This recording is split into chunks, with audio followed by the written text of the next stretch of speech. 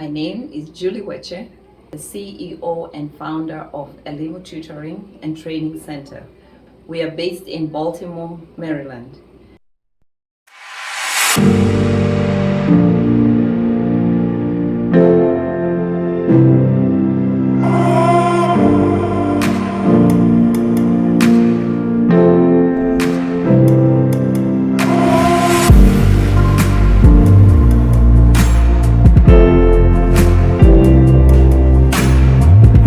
I want to ask you what inspired you to start the center?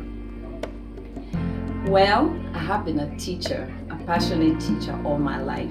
I graduated from Kenyatta University in Kenya in 1991, and I have always been a teacher. I taught in Baltimore City public school system, and I taught elementary school where I excelled in my teaching. But I've always wanted to serve my community. Being a Kenyan who is in the diaspora, there are a lot of Kenyans, a lot of people from other different nations in America, and even Americans themselves. What would you say to somebody who would say that goal is not possible, or it's hard to do, or people who would not ever think about venturing out? What would you say to encourage them to pursue their dreams? Wow, that's a really good question. I arrived into this country with a suitcase and a few $100 and hope and faith that I would be successful. And I sought support. I looked for information. I listened to the radio. I looked at the websites. I just sought. And then I found that I can do it. I can make it. I was able to go to school and get a job in the school system.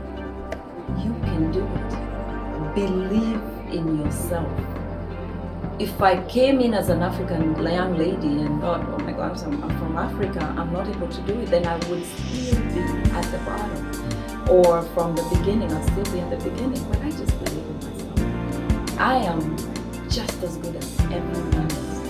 Believe in myself. Elimu Tutoring and Training Center began in 2013 as a tutoring center with after-school programs for children to help with homework and have one-on-one tutoring, to give one-on-one tutoring in math and reading. In the summer, we run an exciting program, a summer camp that brings children together out of the school to enjoy the summer. We have an exciting program, skating, swimming, trampoline parks, and go to the library. We have an academic program in the mornings where children are able to practice skills that are already learned in the year that they had in school, and also develop excellence in the skills that they are really good at.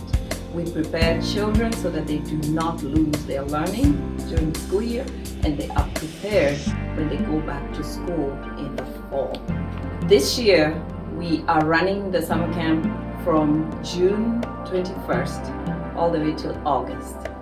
In the summers, I did serve in voluntary programs that I run. I do Christmas programs and Easter programs for the children, and then they would present to their parents in the community. I ran Madaraka Days and brought lots and lots of children together into my home, actually, before I started the center. And we would use my basement to have kids practice all kinds of traditional dances, traditional, Kenyan traditional poetry and dance, and would sample foods and teach Swahili. Then we would present them to the community. And I thought, how about not waiting anymore, and in my prime years, start a center. So I did resign from my teaching. I started the tutoring center so that during the school year, we're learning, we're developing excellence. The teachers in school teach the children. They come, then the children come to me, and I develop excellence. And then in the summers, we run the same Madaraka Day programs, cultural programs, we have mentoring programs, And then I run the summer camp, which is it's amazing to the children. These children have developed relationships that are amazing. Through the years, children have become youth, teens, and they mentor their peers. Mm-hmm. So there's a domino effect that I see in running these programs. What are some of the challenges that you go through, especially when you first started? The challenges I faced was financing. I needed a building because running a center from your house, it doesn't really do it, because then you cannot serve as many as the demand has, so gives you. So I needed financing to rent and secure a building. So, but I had some savings, and I just dedicated those savings to that building, hoping that, people would respond, and the response was awesome. These same families that I volunteered to were so proud and willing to bring their children to me, because they had already trusted me, had already created trust with the parents. They also knew that I would infuse that cultural element, because these kids are, first generation Americans. They have African parents. Actually, I wouldn't say we just serve Kenyans. We have children from all African nations. We even have African American children, and even, white children. But that cultural element that I bring is amazing. Kids have that. They learn about their heritage. They research about Kenya and Africa, and they are able to have a taste of it through food, through music, through drama, and there's nothing more amazing. How many children did you start with when you first started? And up to now, after those years, how many do you have? Do you see it growing, or do you still have a challenge? Or how would you kind of explain that? How would you express where you are right now with the numbers? Of course, right now, the numbers are lower because of the pandemic. In March 2020, there was a the governor ordered all small businesses to close down, so we did have to close our doors. So we were actually shut down for 6 months. Actually, more than 6 months, because the children have been home. They just went back to school. I started off with about 20 children, and actually I was kind of afraid, but the parents who came, the few parents who came told me that they would spread the word. And most of my marketing has been by word of mouth, just a recommendation, because when a parent experiences, what their children go through, then they're able to recommend. During the summers, we have larger numbers, because then, the kids are home, and they have, the parents feel like the kids really need a place that is not school. Our challenge for numbers sometimes is because of transportation. Parents want to bring their children, but the parents are at work. So in the years past, we have always offered transportation from school to the center, and then back home. So that has really helped with the tutoring program. The pandemic, we lost our transportation because you can't keep vehicles sitting there for 2 years. So we did give up our transportation, but I know we will get it back. Now with the pandemic, and that's a good point that you brought, coming back, given the state, I believe, has opened, what's the vision for the future? How do you see Elimu 6 months from now, 12 months from now? Well, because of we just had to create a new business model. The pandemic brought a shutdown. Schools were shut down for quite a few months, but then the virtual learning started, and kids are able to go to school via Zoom and other platforms, media platforms. And we were actually able to do some virtual learning with the children, give them that connection with their teachers during the fall and in the winter. And that brings a whole new business model, because even with the schools reopening in the fall, there will still be a possibility of shutdowns. The school systems, I believe, are thinking that they would always continue the virtual learning. Kids who are at home sick should be able to have access to virtual learning.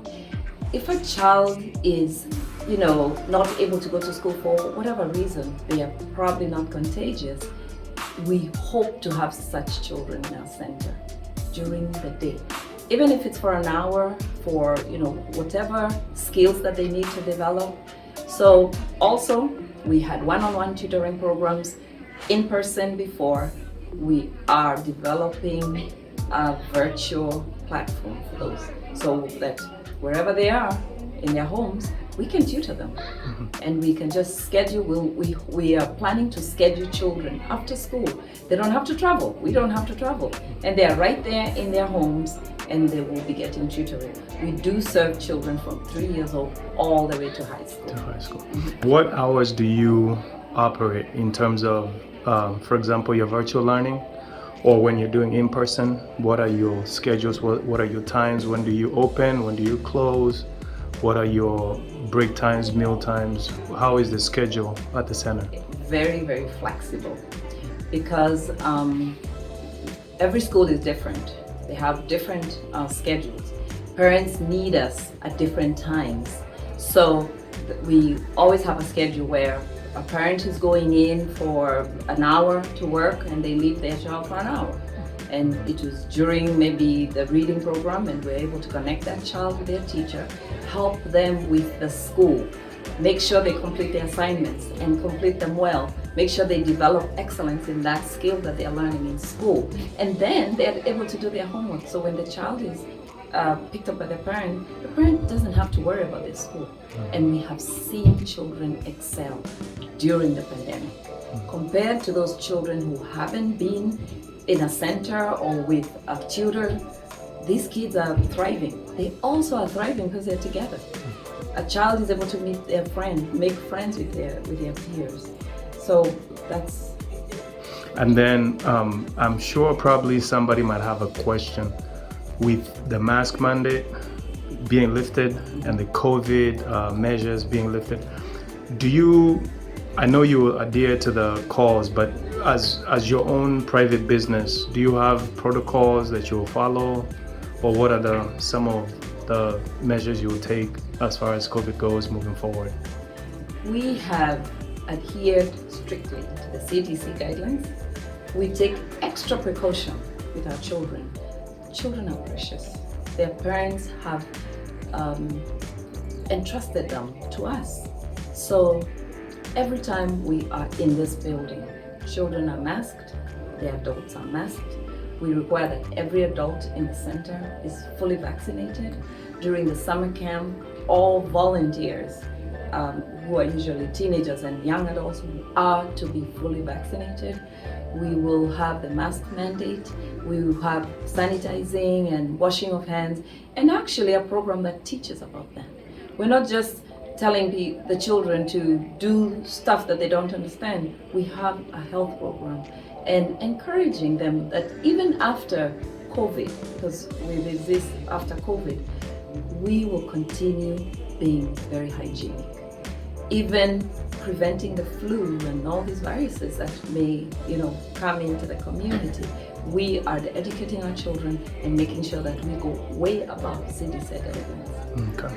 And then on the lighter note, can you tell us more about the summer camp and what activities are involved, what is involved, how do people enroll, and just things that are involved the process? Right. The summer camp we have run the summer camp since 2013, and every year we run a program where in the mornings we have children in stations, in little groups, individualized, larger groups, having academic learning. And we use a lot of activities that are fun and enticing. Sometimes the children don't even realize that they're learning. We do a lot of memory and just fun activities that are hands-on. We use a lot of hands-on manipulatives for children and a lot of interactive activities where children are able to just be themselves, develop talent, discover talent. Some kids didn't even know that they can do such presentations. We also encourage children to do research. So we have activities where our group is researching about a certain topic and another is, and then they come together and they do presentations. We also do presentations of just talent, where a kid is a singer, another is a dancer, and all that. In the afternoons, we usually have really fun activities. In the past, of course, pre-COVID, we had swimming, and we actually take them to a swim school where they actually have learned and developed and excelled in their swimming skills. Where right after the summer camp, the parents go ahead and sign them up to the various levels of swimming. We have taken children to the library and got booked into or enrolled in the summer reading program, where children are followed up by the public school system, where actually, because libraries are actually linked into the public school systems, they're able to borrow books and do research and develop their reading skills. During that time, we also have children win prizes. We have these competitions and also incentives for reading. We have taken children to the theme parks. We have taken children to the playgrounds, and of course to Skateland. Skateland is a place where parents don't even have time to take their children to, but a lot of kids who have learned how to skate have learned how to skate through the summer camp, and it's amazing. One of the final two questions: where do you want Elimu to go in your grand scheme of planning as to where you want to see Elimu? What's the grand vision at the end? Where would you want Elimu to be? With the new model of teaching, the virtual platform, the sky is the limit. In fact, there is no limit. International. Before I thought I would franchise it into the neighboring states. But why do that when we have the Zoom and all these virtual platforms for tutoring, for motivational speaking, for all kinds of programs? We are using those platforms that are available to everyone to run this and develop a wow institution. And then finally, two questions in one, but the final question: what's one thing that has stood out for you while you've been following your vision to implement this and to see it come to fruition? What is the one thing that still keeps you going when you have your ups, your downs, your middle, or whatever situation? When you say that, when you ask that question, it brings some real emotion. It's the children. I have been in this country about 22 years. And from the word go, I just started babysitting children. Those children are now in their 20s. And then I started the programs, the volunteer programs, the mentoring programs. Those have become adults. So I meet I've served so many children in our community that sometimes when there's a break, when we're not running a program, they actually come to me and say, Auntie Julie, what are we doing with them? Right now they're asking me, the pandemic is going over, it's gonna be over, what are you doing? So I have to quickly think about what next. There's always something we're doing because of our children. I want these children to have the best experiences as children of immigrants who are amazing because they live in two worlds. They live in the world at home where actually they are literally in their ethnic background where their parents expect them to behave a certain way, they eat the food that's from their culture, and yet when they are in their school with their friends in the neighborhood, they are truly Americans. Now, when I have been tasked with developing these children culturally, academically, spiritually, it's amazing. I have to do it. There's a drive inside of me that I can't resist.